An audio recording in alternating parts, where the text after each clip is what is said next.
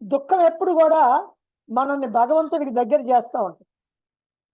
గజేంద్ర మోక్షంలో గజేంద్రుడు చూడండి, హాయిగా సుఖంగా ఉన్నప్పుడు 50 మంది భార్యలను వేసుకొని హాయిగా తిరిగాడు.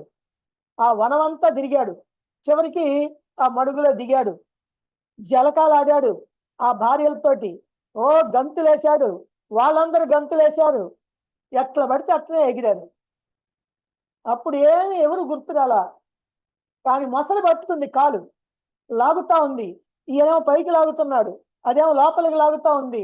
లాగి లాగి లాగి అది లాగుతుంది, కానీ ఈయన మాత్రం పైకి తెచ్చుకోలేకపోతున్నాడు. బలం లేక కాదు, మొసలి కంటే బలం ఉన్నాడే, కానీ తన స్థానం కాదు, పరస్థానం. మొసలి నీళ్ళల్లో ఉంటది, ఏనుగు నేల మీద ఉంటది.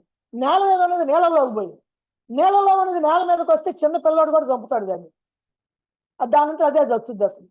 కానీ ఇప్పుడు పరస్థానంలోకి చేరింది కదా, అందుకని ఎప్పుడైతే పాపం ఇది లాక్కోలేక పీక్కోలేక బాధపడుతుందో, ఈ 50 మంది భార్యలు కూడా ఇక వీడితోటి మనకేం ప్రయోజనం లేదులేని ఒడ్డెక్కిరి.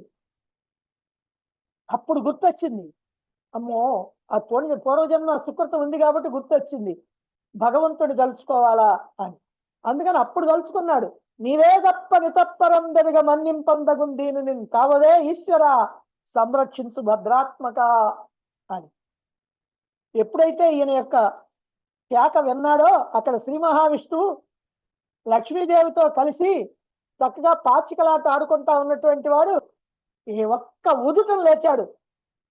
లేచి సిరికింజప్పుడు శంకు చక్ర యుగముంచేదో ఈ సన్నింపడు, ఏ పరివారమును చేరడు అభ్రమ గతిం పన్నింపడు అని ఎవరికీ చెప్పకుండా, ఆయుధాలు తీసుకోకుండా, భార్యకి చెప్పకుండా, గరుత్మంతుడికి చెప్పకుండా రావయ్యా అని ఆయుధాలు తీసుకోకుండా పరుగు తీస్తా ఉన్నాడు. ఎందుకని? భక్తుడైనటువంటి వాడు ఆర్తితో పిలిచాడు, అందుకని అలా పరుగు తెట్టుకుంటూ వచ్చాడు. కాబట్టి ఈ దుఃఖం అనేటువంటిది భగవంతుడిని మనకి గుర్తు చేసేది అని మనం తెలుసుకోవాలి.